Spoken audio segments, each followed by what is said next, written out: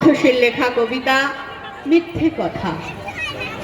লোকে আমায় ভালোই বলে, দিব্যি চলনসই, দোষের মধ্যে একটু নাকি মিথ্যে কথা কই। ঘাটশিলাতে যাওয়ার পথে ট্রেন ছুটছে যখন, মায়ের কাছে বাবার কাছে করছি বকম বকম। হঠাৎ দেখি মাঠের মধ্যে চলন্ত সব গাছে এক এক রকম ভঙ্গি ফোটে, এক এক রকম নাচে। ওমা দেখো নৃত্যনাট্য!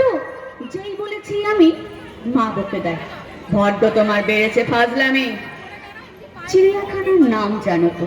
আমার সেজো মেছো আদর করে দেখিয়েছিল পশুরাজের কেশর।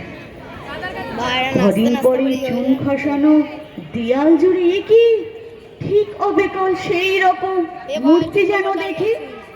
ক্লাসের মধ্যে যেই বলেছি সুরঞ্জনার কাছে, জানিস আমার ঘরের মধ্যে সিংহ বাঁধা আছে, শুনতে পেয়ে দিদিমণি অমনি বলেন, শোনো, এসব কথা আবার জানি না শুনি কখনো। বলি না তাই সেসব কথা, সামলে থাকি খুব। কিন্তু সেদিন হয়েছিল কি এমনি বেয়াকুব, আকাশ পারে আবারও সেই চোখ গিয়েছে আটকে। শরৎ মেঘে দেখতে পেলাম রবীন্দ্রনাথকে। ধন্যবাদ।